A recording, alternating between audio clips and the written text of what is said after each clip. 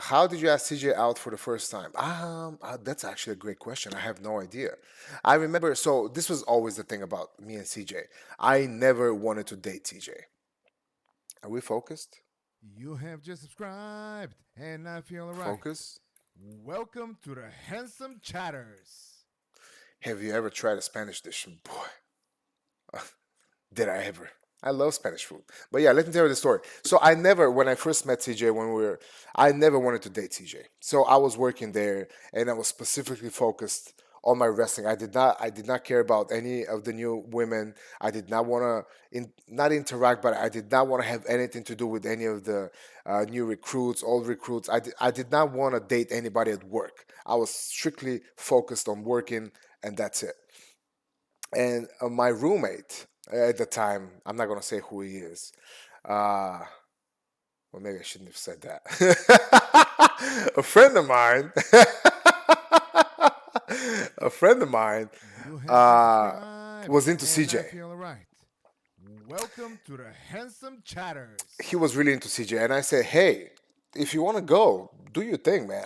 I'm working with her, and that's all I am. I don't care about anything else. We're great friends, and I did not want to ruin our friendship and our work for the sake of me trying to be with her. And of course, I thought she was, no, honestly, I thought she was out of my league. I did not, because CJ, I don't know if you guys know, but she's super hot, right? And at some point, we have a whole bunch of people. We have 100 people on the roster, and we have all these beautiful men with like abs on their freaking legs, if you will, right? So I was like, she's out of my league, and I'm totally okay with that. So the more I disconnect myself from that to trying to be with somebody that it's out of my league and trying to reach for when it's not supposed to, I chose to be friends with her. So that's how we can succeed and we go keep forward. So my friend was really into her, and I was like, bro, do you think? But then, me and CJ started working more and more together. The promos. We started riding to the shows together, and we were riding the car, and we would be 4 or 5 of us, to a Florida show in NXT, and we'll be texting. Like I'll be in the front seat, I'll be shotgun, of course, because I was the big guy. I was a big man. I was right in the front. Alex was driving always. Alex, what's his last name? Alex Jones. Alex Jones. But his gimmick name was Troy McClain. Troy McClain. Yes, I love Troy McClain, man. Troy McClain. He was the one driving. Who else is in the car? I think.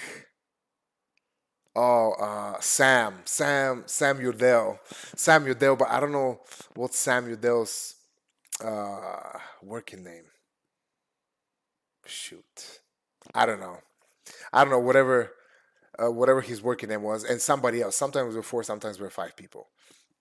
So yeah, me and CJ would just text all the time while we're in the car. Yes, Troy McClain. Um, so yeah, then that's how we just started talking more and more and more, and we started connecting on a personal level. It was nothing more, because she grew up in Russia for 12 years. She knew kind of what Travis Tyler, good for you, Travis Tyler. So it was me, Troy McClain, no, Travis Tyler, CJ, and sometimes there was somebody else, sometimes there weren't. But that was our car. That was our car. And we loved our car because we were cool dudes. We loved each other. We were spread around the car. I was working at other times. Unfortunately, the boys were just either doing security or they were on the show, whatever it was. And then CJ, she started with doing halftime shows, Let's Get Loud shows.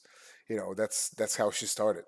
Because she just came in and they wanted to use her somewhat, and she went out there and she killed every time, because nobody wanted to do those. And I'm talking about, so it's you have the first part of the show, then you have intermission, and before you come from intermission back to the match after, there's a little show with like throwing the beach ball and like throwing shirts and stuff like that.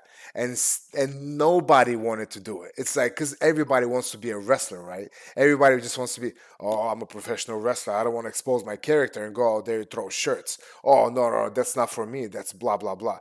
But CJ did not care. CJ just want to be a part of the show. CJ say, "Oh, you want me to do this? Absolutely. What do you want me to do? How do you want me to do it? Okay, I'm on first." She did not care, man. She was always down for the show, whatever they need from her. Doesn't matter what it is. And she would go out there and she would do helicopters, she would break dance, she would throw balls, she would sing, she would do whatever it was necessary from her. Because that's how she is. She just wants to entertain people. That's who she is. She always wanted to entertain.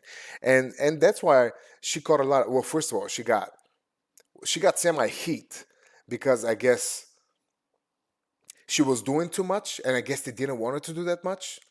So it was really weird. But that's how WWE is. Sometimes they want, hey, do this, and then you do it, it's like, oh, that's too much. Like, don't do that. So that's what she did. She went out there, she killed it, and they were like, whoa, you need to wear longer shorts. You need to wear blah blah blah. And she's like, what are you talking about? I have regular dress, and you asked me to perform, so I went out there and broke dance. She did popping, locking helicopters or whatever. So she semi got in trouble for that. But nevertheless, she never gave up. She always, whatever they asked from her, she did it, and that's who she is, man. Um, but yeah, we started talking more and more, and we figured out, she was very abused. Not abused, but like when she used to train ballet back in Russia, these teachers are crazy, and I could relate to that because when you're coming from Eastern Europe, you either train or you don't. There's no such thing as, oh, you're hurt. Oh, what do you mean you're hurt? Or, oh, this thing, or it's too much. There's no, what do you mean it's too much? You just go ahead and do it. What are you talking about? And she was, she was yelled at. She was called all kinds of names by her teachers, throwing chairs at her. They used to throw shoes at her and all that kind of stuff. And actually, that's how, well, let me focus first. Is it focused? Come on, man, focus. Um, it's not focused. Son of a gun.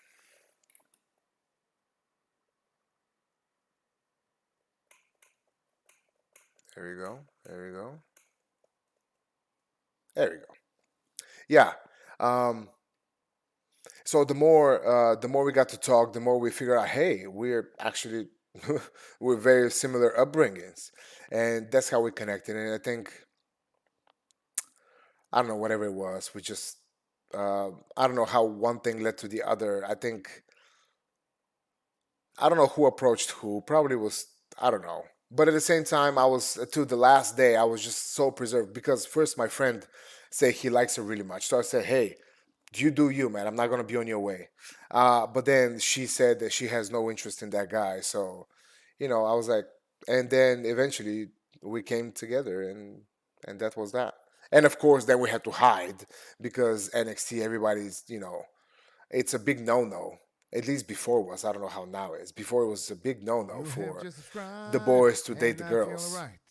And I Welcome understand to the that. Handsome I Chatters. understand why they say that, but I have to understand if you're locked in a building for 10 hours together every day, or not every day, 5 days a week, it's just bound to happen.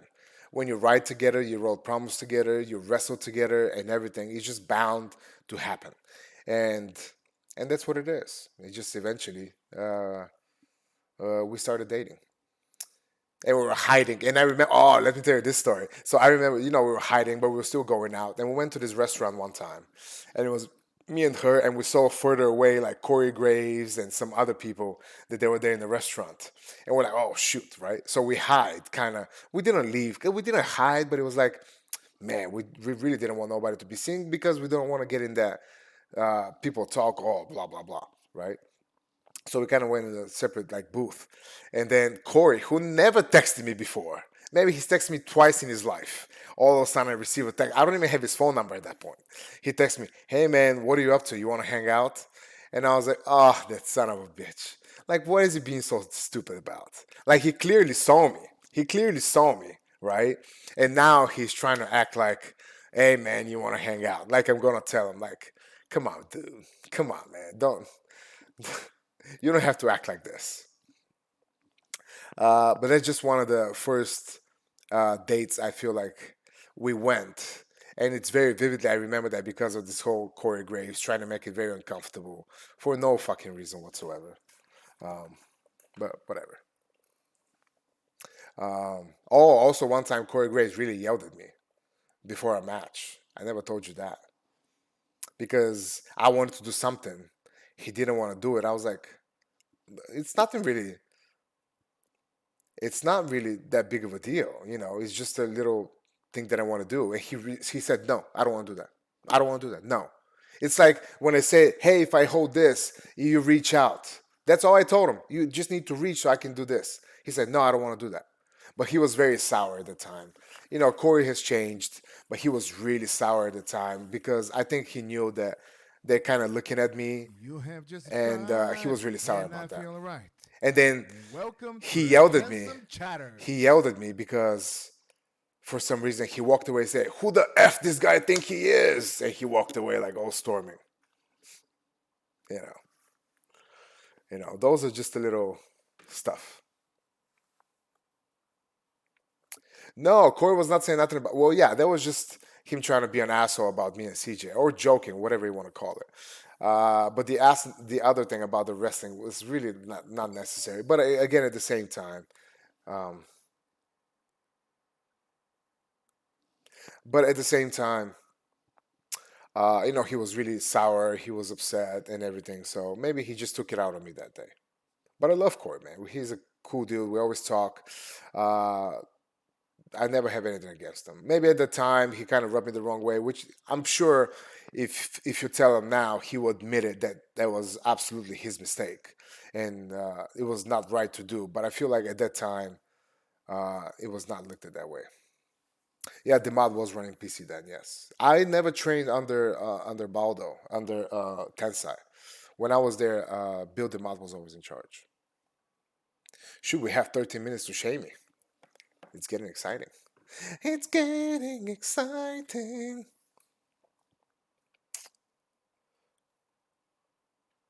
Who did you have heat with the company? Why would I have heat with anybody? Why would I have heat with anybody? I mean, you see me how I am. Do you think I will go out there and get heat? Like I'm not a confrontational person. Yes, I stand up for myself. Yes, I stand up for my wife. Yes, I stand up for what I believe in. But if you don't believe in the same thing, man, it's your freaking company. Do whatever you want. I can't force you. I can't force you. So I don't think having heat with anybody has nothing to do with it. Oh well, we got heat when we got, married or whatnot. The engagement thing, we got a lot of heat there. But everybody knows that. That's not a secret to anybody.